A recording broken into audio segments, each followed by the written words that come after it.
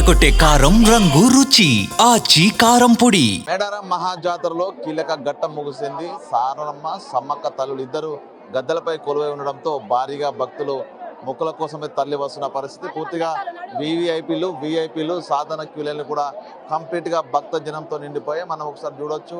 సమ్మక్క గద్దెలపై ప్రతిష్టాపన జరగడంతో అమ్మవార్ల మొక్కుల కోసము భారీగా బెల్ల మొక్కుల కోసం అయితే భక్తులు తరలి వస్తున్న సిచ్యువేషన్. ఇక రాత్రి దాదాపుగా 4 గంటల సేపు కంప్లీట్ గా భక్తుల రద్దీ విపరీతంగా పెరిగి కంట్రోల్ కూడా తప్పిన సిచ్యువేషన్. సో దాదాపు ఈ రోజున 20 నుంచి 25 లక్షల మంది ఈ ఒక్కరోజే భక్తులు దర్శనం కోసం అమ్మవార్ల చెంతకైతే తరలి వస్తున్నారు. ఎక్కడికక్కడ క్యూ లైన్ నిండిపోయాయి. మేడారం రహదారులన్నీ కూడా భక్తజనులతో కంప్లీట్ గా కిక్కిరిసిపోయినటువంటి పరిస్థితి కనిపిస్తా ఉంది. సో భక్తులు ఎంతసేపు అయింది నిజంగా?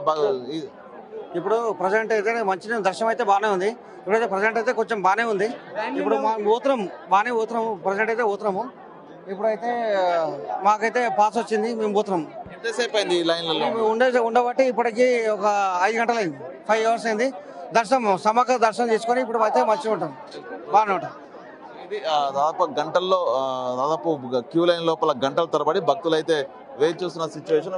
ప్రస్తుతం మనం ఉన్నది విఐపి ఎంట్రీకి సంబంధించినటువంటి దాదాపు గంటల తరబడి ఎంతసేపు జరుగుతుంది? ఎంతసేపు ఉన్నారు ఈ లైన్? ఆల్రెడీ అమ్మవారి దర్శనానికి 3-4 గంటల సమయం పడుతుంది. పబ్లిక్ చాలా ఇబ్బంది అవుతుంది. గతంలో ఇప్పుడు 2 పిల్లలు చనిపోయినట. ఒక 2 వృద్ధులు సుధా చనిపోవడం జరిగింది. చాలా సిస్టమేటిక్ లేదు, క్రమశిక్షణ లేదు.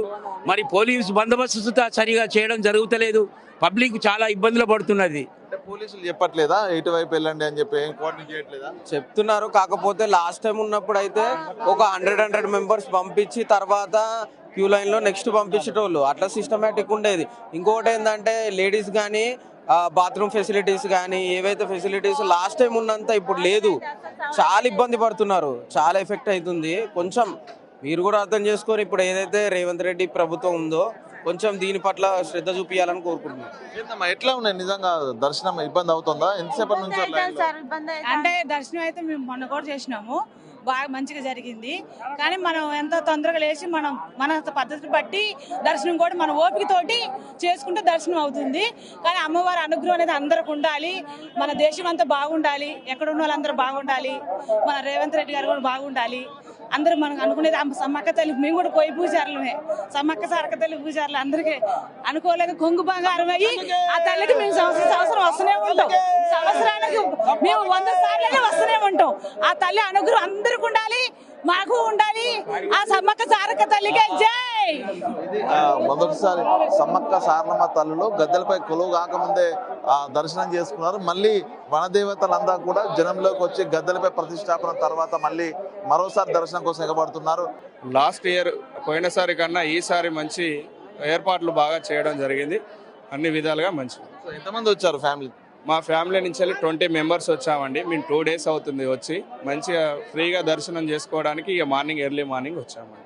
ఇది కుటుంబ సమేతంగా వచ్చిన భక్తజనం అంతా కూడా కొలువైనటువంటి వనదేవతలను 4 దేవతలు గద్దెలపై ఉండడంతో మహామాన్విత ఆ శక్తిపీఠంగా ప్రస్తుతం మేడారం ప్రాంగణము విలసిల్లుతోంది. దీంతో దర్శనాలు చేసుకోవడానికి భక్తులు భారీగా క్యూ కొడుతున్న సిచ్యువేషన్. మొత్తానికి మొక్కులు తీర్చుకునేటువంటి అవకాశం ఉండడంతో కూడా లక్షల్లో భక్తులు ఈ రోజున మేడారం బాట పడుతున్నారు. ఇక భక్తులతో కిక్కిరిసినటువంటి మేడారం పరిసర ప్రాంతాలంతా కూడా ఒక విశ్వనగరాన్ని తలపిస్తున్న పరిస్థితి. అయితే క్యూ లైన్ల లోపల మాత్రము భక్తులకు సాధన క్యూ లైన్ల లోపల గంటల తరబడి అమ్మవారి దర్శనానికి సమయం పడుతుండడంతో కొంత ఆశ వ్యక్తం చేసిన పరిస్థితి. ఇక పోలీస్ కోఆర్డినేషన్ సరిగా లేకపోవడంతో కొంత ఇబ్బందులు పడుతున్నామంటూ కూడా భక్తులు కొంత ఆవేదన వ్యక్తం చేసిన పరిస్థితి ప్రస్తుతం మేడారంలో కనిపిస్తా ఉంది. సంతోష్ తో వేణువిక్తివి, మేడారం.